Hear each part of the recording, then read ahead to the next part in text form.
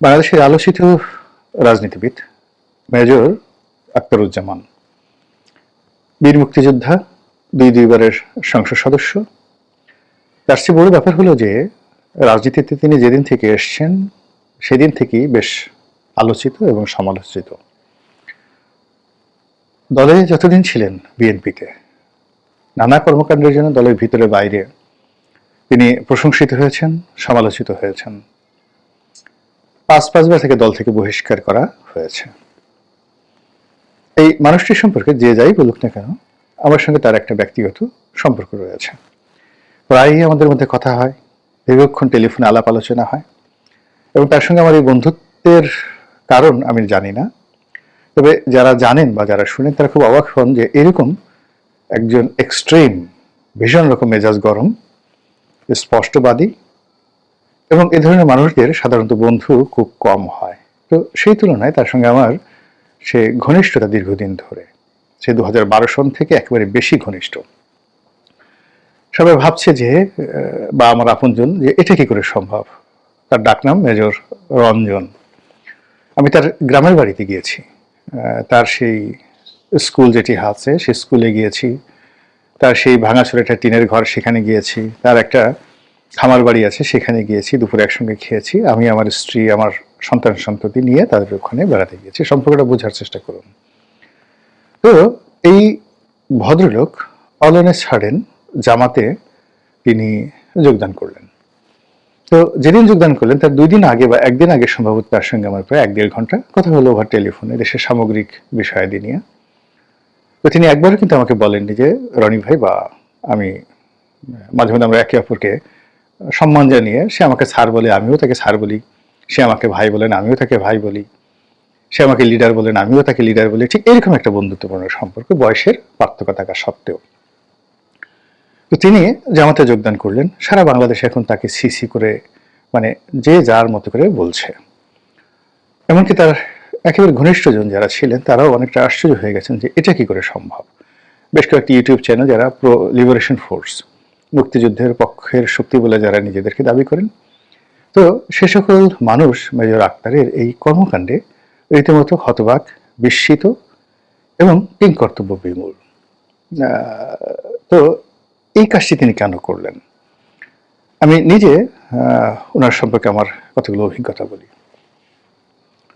যে আমার সম্পর্কে তার মধ্যে কখনো এরকম নেতিবাচক কোনো দৃষ্টিভঙ্গি আমি দেখিনি, কিন্তু 71-এর মুক্তিযুদ্ধ, তারপর 71 কেন্দ্রিক যে বুদ্ধি বৃত্তিক চর্চা এবং পরিচর্চা, এই দুটো বিষয়ে তিনি ভীষণ রকম রেজিস্ট। মুক্ত চিন্তার ক্ষেত্রে বা 71 সংক্রান্ত চিন্তার ক্ষেত্রে তিনি, আমি যতদিন তার সঙ্গে দেখেছি তাকে কখনো ছাড় দিতে দেখিনি। যেমন আমি 2009 সন থেকে এই জামাতের যে পত্রিকা নয়াদিগন্তে নিয়মিত লিখি, এবং আমি যখন এমপি ছিলাম তখনও তাদের যে দিগন্ত টেলিভিশন সেখানে আমি টকশোতে যেতাম। এতে আমার করে আওয়ামী লীগের কারোর সঙ্গে আমার কখনো আমার সমস্যা পড়তে হয়নি। এর কারণ হলো আমি বাংলাদেশ প্রতিদিনে লিখতাম, তারপর যুগান্তরে লিখতাম, আমাদের সময় লিখতাম, আবার যাকে বলা হয় নয়াদিগন্ত লিখতাম। তো ওই সময়টিতে নয়াদিগন্তের সার্কুলেশন বেশ ভালো ছিল। আর জামাত এবং বিএনপি, মানে সরকার বিরোধী যে শক্তিগুলো রয়েছে, তারা এটাকে অনেকটা মুড়ি মুরকির মতো সবাই এই পত্রিকাটা পড়তেন। এর কারণ হলো যে বিশেষ করে আমাদের যখন বন্ধ হয়ে গেল, সংগ্রাম বা দিনকাল এদের ওইরকম সার্কুলেশন নেই, ইনকেলাবের ওই ধরনের সার্কুলেশন নেই। ফলে বাংলাদেশের যারা দক্ষিণ পন্থা অবলম্বন করেন তাদের জন্য, বিএনপি যারা করেন তাদের জন্য দেখা গেল যে ওই নয়াদিগন্ত পত্রিকাটি একেবারে যাকে বলা হয় টপ ওয়ান। তারা প্রথম আলো চিনত না, অন্য কোনো পত্রিকা তারা চোখ বুলাতো না, তারা কেবলমাত্র নয়াদিগন্তে তাদের চোখ বুলাতেন এবং নয়াদিগন্তের উপরই তাদের নির্ভরতা ছিল। একেবারে এটা আমি দেখেছি 2009 থেকে একেবারে 2024 সনের এই আগস্ট মাসের 5 তারিখ পর্যন্ত। এবং আমি সেই আগস্ট মাসের 5 তারিখ পুরো সময়টি এদের এই প্ল্যাটফর্মটাকে আমিও ব্যবহার করেছি, তারাও আমাকে ব্যবহার করেছেন। সবাই এই পত্রিকার যারা কলাকুশলী আমাকে অসম্ভব ভালোবাসতেন। আর যখন এই বিপ্লবটা হলো তখন আমার কাছে মনে হলো যে নয়া দিগন্ত তার আগের জায়গাটাতে থাকতে পারবেন না। আর এখন মানে আমি যেভাবে অবাধে আওয়ামী লীগ জমানাতে আওয়ামী লীগের বিরুদ্ধে লিখেছি, আবার কখনো কখনো জামাতের সমালোচনা করেছি, তো সেখানে আমার একটা নির্ধারণ স্বাধীনতা ছিল। কিন্তু আমার কাছে মনে হয়েছে যে এই জুলাই আগস্ট বিপ্লবের পরে নয়া দিগন্ত পত্রিকায় জামাত এবং বিএনপি সমালোচনা করে আগের মতো আমি লিখতে পারবো না। কিন্তু আওয়ামী লীগকে গালাগালি করে যদি আমি লিখি, তাহলে সেটা হয়তো তারা খুব সুন্দরভাবে ছাপাবে। তো এই কারণে মূলত সেখান থেকে আমি লেখা বন্ধ করি এই জুলাই আগস্ট বিপ্লবের পরে।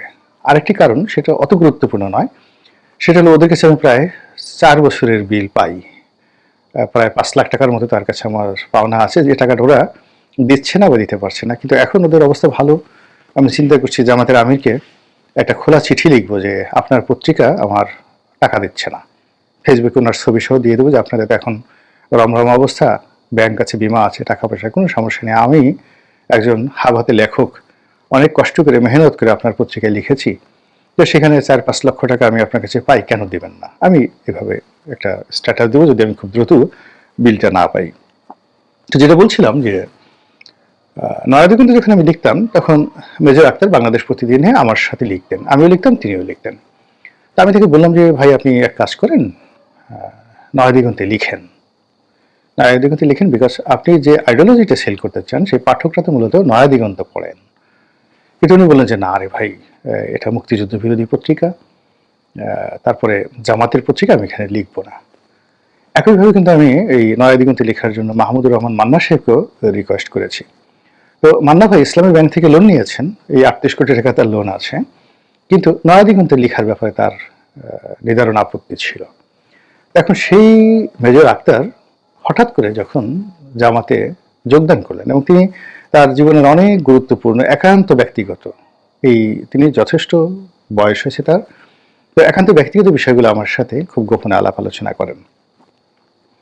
কিন্তু এই যে জামাতে তার যে যোগদান, এই বিষয়টি নিয়ে তিনি আমার সঙ্গে কখনো আলোচনা করেননি। আমার কাছে যেটা মনে হয়েছে যে এক ধরনের ফ্রাস্ট্রেশন থেকে, এক ধরনের ক্রোধ থেকে তিনি এই যাকে বলা হয় জামাতে যোগদান করেছেন।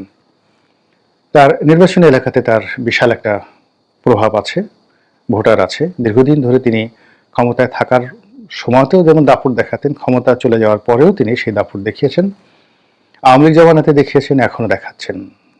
তার নির্বাচন এলাকা কেন্দ্রিক তার একটা প্রভাব প্রতিপত্তি রয়েছে। 2 নম্বর হলো তিনি খুব রাফ অ্যান্ড টাফ চলেন। তো একা একা দাঁড়ালেন, মানে তার সঙ্গে যদি আপনাকে ফাইট করতে হয় তবুও 10-12 জন লোক লাগবে। মানে এত লম্বা, এখনো যথেষ্ট শক্তি সামর্থ্যবান, সাহসও আছে, তো এত সহজ জিনিস নয়। ফলে তাকে মোকাবেলা করা, মানে নির্বাচনী এলাকাতে অনেকে এই ঝুঁকির মধ্যে যেতে চায় না। তো তার বিভিন্ন সময়টাতে আমি দেখেছি যে তিনি মনে প্রাণে বিএনপিকে ভালোবাসেন। তো তারেক রহমান সাহেবকে শ্রদ্ধা করেন, আর বেগম জিয়ার ব্যাপারে তার যে শ্রদ্ধা, এটা বলতে গেলে আনকন্ডিশনাল, একেবারে আনকন্ডিশনাল। কিন্তু বিভাগীয় রাজনীতি, জেলার রাজনীতি কিংবা কেন্দ্রীয় যে বিএনপি রাজনীতি, সেই রাজনীতিতে তিনি বারবার প্রত্যাখ্যাত হয়েছেন, অপমানিত হয়েছেন, এবং তিনি যে চিন্তা চেতনাগুলো করেন, যে কথাবার্তাগুলো বলেন, সেগুলো বিএনপি বিরোধী যারা লোকজন আছে তাদের খুব ভালো লাগে। আবার অনেকে দেখা যাচ্ছে তাকে তেল মারেন যে আরে বাপের বেটা, যা বলেছেন আরো বলেন, এরকমই বলা উচিত। কিন্তু কার্যত বিএনপি তাকে 5 বার বহিষ্কার করেছে, 4 বার গ্রহণ করেছে, এটা বিএনপির পক্ষে সম্ভব, এবং এটা আওয়ামী লীগ বা অন্য কোনো দলের সম্ভব নয়। অথবা বিএনপি থেকে তিনি যে কথাগুলো বলেছেন, তার 100 ভাগের 1 ভাগ কথাও তিনি জামাতে থেকে বলতে পারবেন না, এটা একটা অসম্ভব বিষয়। এনিওয়ে তিনি সেখানে যে যোগদান করেছেন মূলত তারেক রহমান সাহেবকে একটা মেসেজ দেওয়ার জন্য,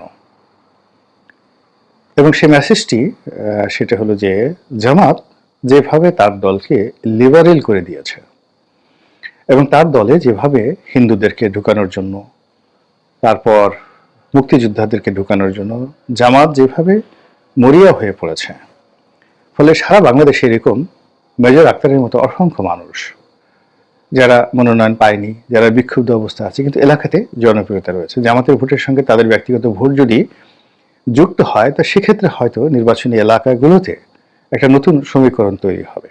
তার চেয়ে বড় ব্যাপার হলো যে জামাতের প্ল্যাটফর্মটা ব্যবহার করে এই মুহূর্তে মেজর আক্তার যে কথাগুলো বলতে পারবেন, যেটা বিএনপিতে থেকে তার কোনোদিন বলা সম্ভব ছিল না।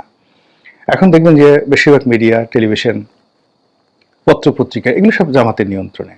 সেটা আমার দেশ বলেন, যুগান্তর বলেন বা অন্য যে টেলিভিশনগুলো বলেন, প্রায় সব টেলিভিশনগুলোই এখন জামাতের দর্শনে চলছে। সেখানে মেজর আক্তার তার যে ন্যারেটিভগুলো, সেই ন্যারেটিভগুলো যদি বিএনপি বিরোধী হয়, সেই ন্যারেটিভগুলো যদি তারেক রহমান সাহেব বিরোধী হয়, সেই ন্যারেটিভগুলো যদি হাওয়া ভবন বিরোধী হয়, সেই ন্যারেটিভগুলো যদি চাঁদাবাজদের বিরুদ্ধে হয়, অসততা, অন্যায়ের বিরুদ্ধে হয়, এবং এই কথাগুলো বিএনপির অন্য কোনো লোক মানে তাকে যে প্রোটেক্ট করবেন, চ্যালেঞ্জ জানাবেন, এরকম অবস্থা বিএনপিতে নেই। এটা একটা উদারপন্থী দল। আওয়ামী লীগ হলে সেটা অন্য কথা, বা জামাত হলে অন্য কথা, সেখানে অনেকে অ্যারোগান্সি দেখাতো বা মিলিটেন্সি দেখাতো। কিন্তু মেজর আক্তার যখন বিএনপিকে কচুকাটা করবেন, কচুকাটা মিন্স মুখের ভাষায়, বা সমালোচনা করবেন, বা অভ্যন্তরীণ অনেক জিনিসগুলো তিনি জানেন, একেবারে সে মুক্তিযুদ্ধ থেকে এ পর্যন্ত অনেক জিনিসগুলো জানেন।